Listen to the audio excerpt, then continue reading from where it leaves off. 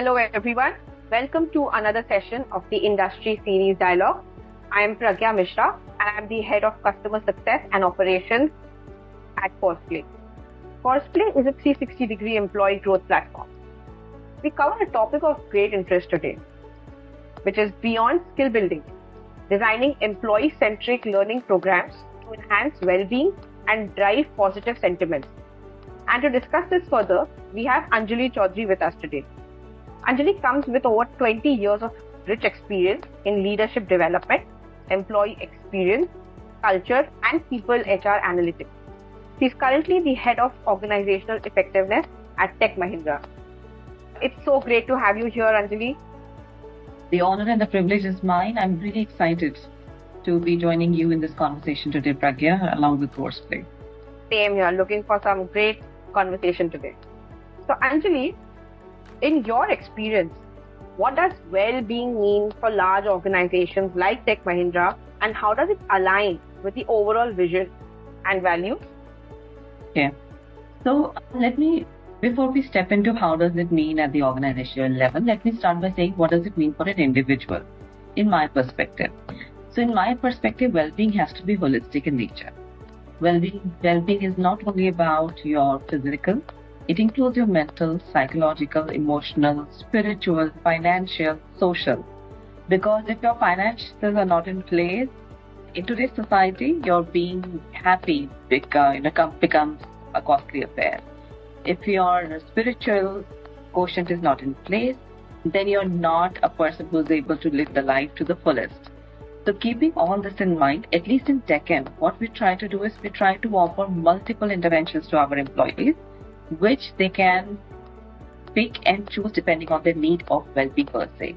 And our values, which are the RISE values as we call them, are also absolutely aligned to ensure that every individual is able to live their life with the fullest of potential. And when we make and pick up any project or when we try to contribute to the organization, we're able to contribute more to the society than what we actually get from the society. That's very interesting. Because we are all at a phase, this is something that is worldwide, where people are becoming very aware of their actual needs. They're moving beyond just having a great job or just earning lots of money. Of course, that is important. But I like the part about the spiritual awareness being there. In fact, even, physically, holistically, everyone wants to be at the best. So it's great to know that big organizations like Tech Mahindra are focusing on this. So in your experience, how have personal values changed when it comes to taking care of their, let's say, stress levels, their mental well-being? I think I really like the fact that you're talking about the personal value when you talk about mental well-being. Because while organizations are also becoming aware, like the society at large, many people have a misnomer that mental well-being is somebody else's responsibility. My perspective over here is that yes, as a society and as an organization, it is our duty to provide for your holistic well-being, give you avenues, interventions, platforms, but the eventual owner is you yourself. So if you are the only person who can figure out what is your level of resilience, a stress benchmark for a Pragya could be very different for a stress benchmark for an Anjalie. And it is very critical to be able to understand, acknowledge, and realize your own benchmarks so that then you can take the right intervention for your well-being. Right. Makes sense. So I believe now when we collectively come together as an organization, the first part would be people being well aware themselves. And then the level 2 comes to the entire organization being employee focused and creating this shift that impacts the entire corporate world. So why has this become, how organizations become so aware and why has it become important in your opinion? So I think good thing is that organizations have realized from the era of 60s and 70s that treating workers like inventories or human as just resources is not going to really work ahead. Okay? Then we definitely had influence of Gen Z and and the newer generations. there they are demanding more. There they want to look at a work which is not only where they're clocking hours, they're looking at work which gives them meaning to their life. And if they don't find meaning in their own life, then they are different. Then it gets manifested in many ways. It gets manifested as absenteeism, which results in low productivity for the organizations, which could result in, your losing of your contracts, your business deals, and eventually the reputation of the organization. So that is one aspect which is extremely commercial in nature. The other aspect for an organization is that organizations are part of the society. So to assume that one is inert of the impact of society is quite a fallacy. The larger the organization, the bigger the impact of the society. So if we try to make a change at our end, we hope that this change will also get impacted at the level of the society. For example, let's say a very small step like working on weekends, for that matter. Yeah. Many organizations actually take pride in the fact that we have people working 24/7. And we are one of those organizations where we work 24/7. But that does not mean that we expect our employees to work 24/7. We expect that if at the end of your shift or at the end of your work time, you are able to close your laptop, and when you go back home, you're fully present as a parent, as a partner, as a child to your family. And when you are happy and you're able to radiate happiness to them, then eventually it is our small contribution to making a happier society. That's wonderfully put. But actually, this brings another question to my mind, because I'm also working from home, and our differences, earlier it was you go to the office, your work stays there, you come back and you don't carry your work with you. Right now it's different. I have, in a good way, I have the accessibility of opening my laptop and finishing off my tasks as and when I want, versus I know that I might get a call at 9 p.m. in the night and I have to address it because I'm working from home, for example. So how do you suggest that employees continue to reap the benefits of working from home, but organizations are helpful enough in supporting them in having these two different lives? One is work life and your personal life. I think a very apt question, and it's extremely a complex thing to manage, to be very honest. But I think a shift has to happen. So when the work has entered your personal space, it becomes then more important for the person to figure out the different formats for it. I tell you what I do for myself. The recommendation is that it's no longer about shutting down your laptop only at 5 p.m. If you have work, if there's crisis, obviously you will carry on. That's number one.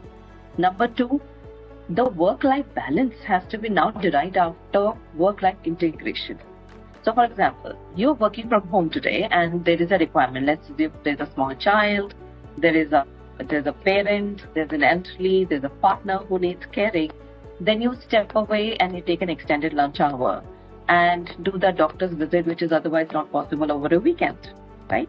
But when you come back, you again kind of isolate and inert those 2 hours of dedicated work, which is expected out of you. The fact that you have a flexibility to say, I want to take or put my call at 9 a.m. in the morning, or I want to do that at 6 p.m. in the evening. That is a great flexibility. People in the past era did not have that. If it was requested of them or required of them to be in the office, they had to travel miles to be over there. The fact that we are able to save so much in the carbon footprint, in the time, in the road rage, in the stress, is a big boon through your work-life balance. Yeah, that makes a lot of sense. And now coming to the L&D perspective of supporting this entire topic that we are discussing today, how can programs be designed or curated in a way that will help balance skill building with promoting mental health awareness, and especially in high-pressure industries? I'd like to note, if you ask anybody if they are working in how the work life going, most people will say they work in a high stressful industry. Oh yeah. There's barely a person who says, oh, I have a light stress today, or I don't work in a stressful environment, because many people assume that being stressful or being busy is equivalent to being important. That is the lighter note. Coming to the aspect of the learning and development teams and their contribution to this entire thing. Our approach over here is, as I said, is one of our very key values is respect for an individual. And the fact that we give more to the society and to our work than we get. So just from that simple aspect, what we try to do is we try to look at well-being from a very holistic 30,000 feet, let's say, top angle. From that angle, when you look at a person, you cannot look at a person in piecemeals. I cannot say I want to keep you happy for 2 hours and then you go back to being stressful with what you can acknowledge that your work is demanding. You can acknowledge that you have timelines which are strict. You can acknowledge that there's a client which requires the best of the quality. And that is a commitment that we make, right? But those are the business requirements. Along with the business requirements, it is actually humans at work. And when humans are at work, there are emotions. When humans are at work, there is rage. When humans are at work, there is disagreement. When humans are at work, there is disappointment, along with glory. So having said that, I think what we try to do is we try to give them a 360-degree view, a holistic view, which allows them to figure out that well-being comes in multiple facets. Right in the beginning, when I shared with you, we look at mental, emotional, psychological, physical, financial, social, spiritual, all these elements, so that an employee can figure out where is it that he or she is lacking, or what is it that he or she is not able to balance well to bring their best to the workplace. That is one aspect. So we have plethora of programs that we have designed for our employees, which give them access to all these different interventions. That is one. Second thing that we do is that we work with their managers, because whether we like it or not, the culture always flows from the top. Definitely. So if you want to make a change, you make the change at the top. Okay. We have leaders in the organization who have a global role. I have a global role. My team members have a global role, which means we always have these time zones that we need to respond to. But the fact is that they're not expecting us to be available all the time. Okay. So we figure out our own format. For some teams, what works best is that out of 10 people, maybe 2 people are available in the morning, the rest are available towards the evening. In other teams, some other kind of a format works. For our team, what we try to do is we try to make it very clear what are the different stakeholders you have. So you learn to manage with them directly without getting, stressed or anything which is not really in your control. Okay? So what we try to do in our work arrangement is we try to reduce the areas which are not in your control and try to give you empowerment for the other areas. So look at an 80-20 Pareto. 80% of the time, if you are in control and you're planned and you're organized, then 20% of the time when there's a crisis and there is a last minute demand, usually a person is able to respond to it well. So we try to reduce stress like that. Brilliant. That makes sense. So, we often talk about employees in general, but this is one of my favorite questions. What kind of programs are there for leaders? Because even though, like you correctly said, that the entire culture is driven by our managers, it is always top down. But then, do you feel that organizations should have specifically something to ensure that our leaders are also happy? They are also, again, holistically covered from being their mental well-being to their physical well-being. Should there be any differentiation there, or should they just be considered as another employee? Okay, so let me start by referring to the fact that we agree that the culture starts from the top. Okay? If the leader of a business is not happy, believe me, everybody will get to hear about it and feel it. So how do we start? I think the first and the foremost point is the act of reflection. Okay, most of the time, the weight that the leaders carry is definitely much higher than what maybe a young workforce would carry. Okay? So what do we do? What we try to work with them is we try to help them manage the different situations, specifically the challenging one. Okay? And interestingly, now that you've asked me this question, it reminds me that just last week, we have launched a program which is about embracing failures. When does the stress happen, Pragya? It usually happens when you are in a challenging situation, or when you either you assume or you speculate a failure for yourself, or there is a failure which has already happened. And that causes a lot of tension, that causes worry, etc. So we have a program which is embracing failures. How is it that you take a step back, you look at the situation, look at the points where you have failed, analyze it, learn from it, and then move on to the next step. Okay? So if a leader is able to do that, we are hoping that the stress does not get really passed from one person to another, but this is how we are trying to flip the scope. Yeah, because if there is a failure, then leaders are going to be the ones getting the maximum impact of the failure. So if they can dilute the pressure, that would make a lot of sense. So that's just one aspect of it. So there are different programs around this part. In addition to that, we have an in-house employee assistance program. Let's assume there is a leader, there's an employee who is feeling a certain stress. And they have just recognized that today things are just not working and they've not been working for me, let's say, for the last 2 months. And I'm having a lot of emotional reaction or response to it. Yeah. So we provide a free of cost help and access to the counselors. Okay. My employee can call up the counseling helpline. They can set up an appointment. Everything is kept confidential. They can have a conversation. They can figure out the action plan for them, which is necessary to take the steps towards their mental well-being.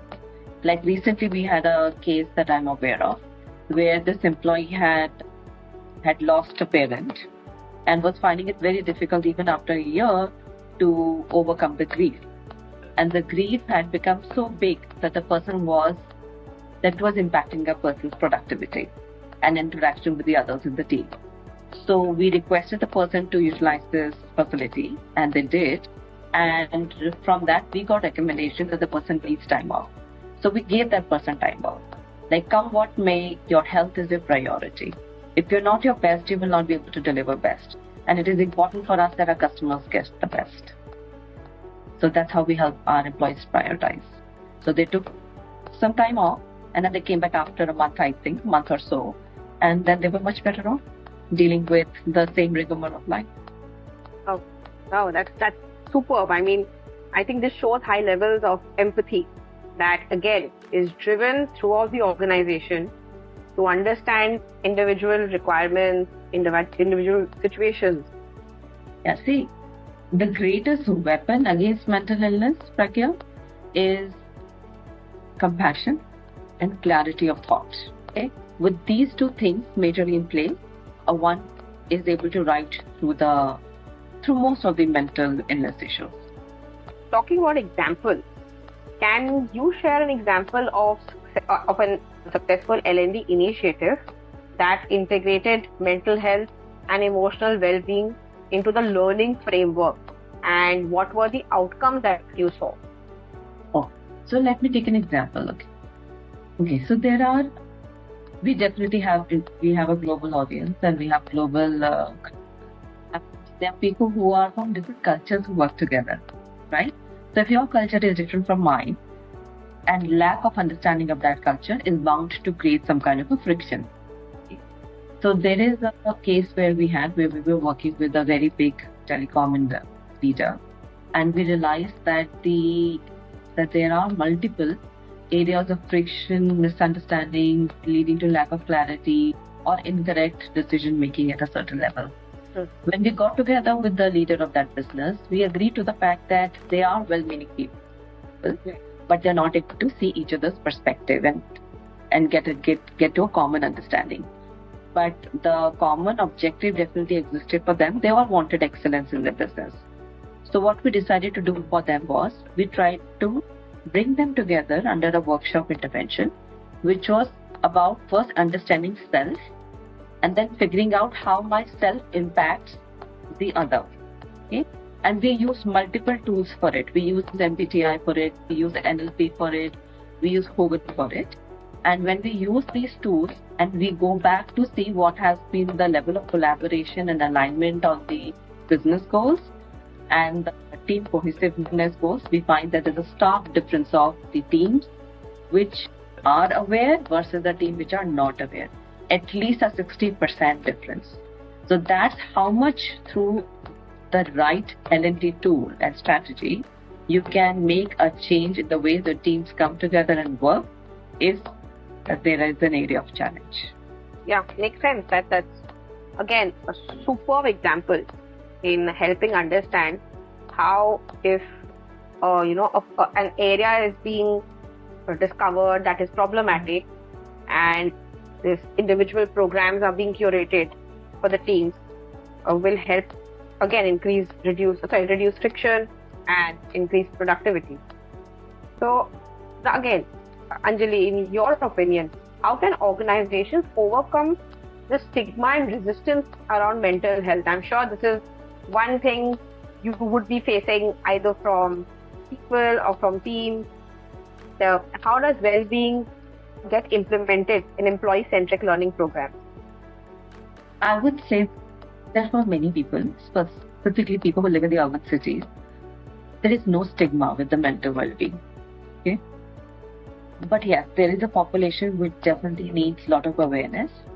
For organizations, having a conversation on mental well-being has been definitely normalized. At least in our organization, even pre-COVID, we had programs which spoke about things like gratitude, how living in gratitude actually increasing your entire experience of your own life. And when you are operating in your own life with a certain, let's say, a higher level of energy, you're able to impact others also with the same level of energy. Okay, how do you manage your anxiety, etc., etc. So these were not necessarily taboo topics for us. But yes, one does come across a person here and then when they are faced with a mental issue at their own personal level, then there is a certain stigma that gets attached to it. So what we do is we regularly invite experts from the market. We talk about this, we normalize this conversation. Like there are times when we would have conversation with our own teams, and we encourage managers to do it, to say, in fact, we encourage managers to be more of a coach for their team members rather than giving a feedback. Okay. Right. And coaching conversations usually include elements like these as well. Okay. And that serves the purpose both for the manager, that serves the purpose both for the employee, because it eventually leads to a stronger relationship. And that stronger relationship then takes care of any stigma, any hassle, any area of resistance or hesitation that one might be feeling. Oh, nice. So this actually gives me a bonus question for you. As someone who's growing in her career, that is me, what is one tip that you'd like to give me and you'd like to share with everyone who is listening and watching this?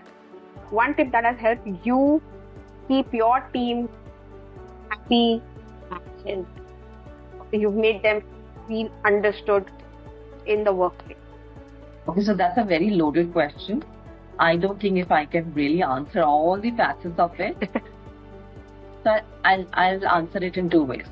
As an individual, what can you do as a growing leader, as a young woman going into, have ambitious plan for yourself? I'd say that take charge of your own destiny. Because if you don't take charge of your own destiny, somebody else will, and they might not really do a great job at it. Okay? So that's number one. When it comes to you being a leader who's a people leader, you have a set of team who's working with you. Yeah. I prefer to approach all conversations with my team to figure out how is it that I can help them. So what is it that I can be of service to them, and I can support them to become successful, because their success in a very selfish motive leads to my success. And that's how I approach it. I hope these two simple things could be valuable to our audience and to you. Yes, super. Thank you so much for this. I've had a wonderful session interacting with you. I've learned a lot of new things, and it is great to see we have organizations who are already pioneers in mental awareness, mental well-being, and holistic development of their employees. Thank you so much, Anjali. Thanks, Pragya. It's been a very delightful conversation, and I hope that you're able to share this beautiful message with as many young people, because I think that's where we need it now.